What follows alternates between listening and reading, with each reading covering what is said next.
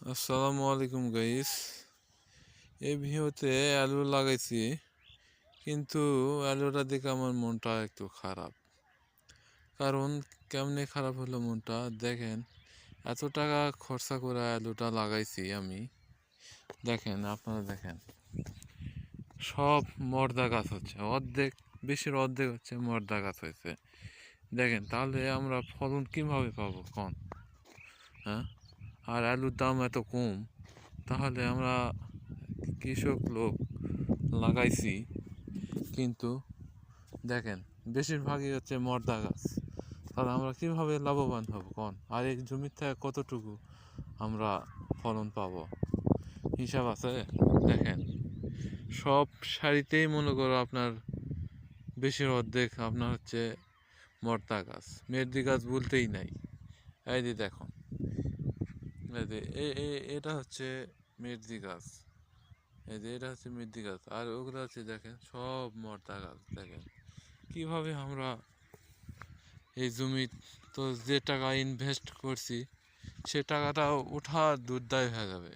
এই হাল খরচ, সার, ফসফেট, ওষুধপাতি, হিখান শিখান মিলা বহু টাকা খরচা, প্রায় 20,000 টাকা খরচা হয়েছে এই জমিতে।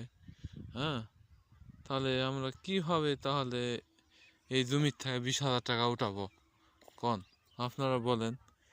এগুলা কি দেখেন, মাথায় নষ্ট। হ্যাঁ, মাথায় নষ্ট। দেখেন সব মর্দা গাছ হয়েছে।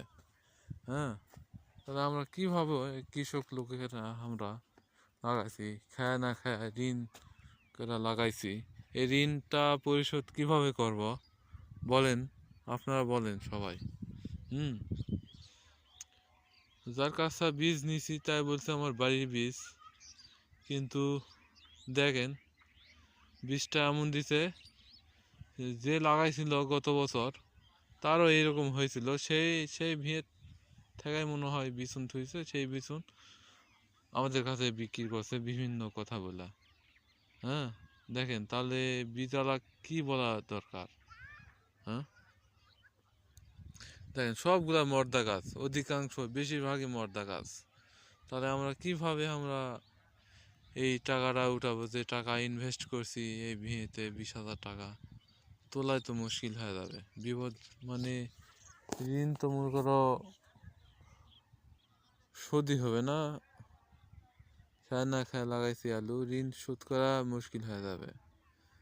তো দেখা যাক আল্লাহ তাআলা কি ফলাফল হয়, কি ফলন ধরে আলুর গাছে, দেখা যাক। আসসালামু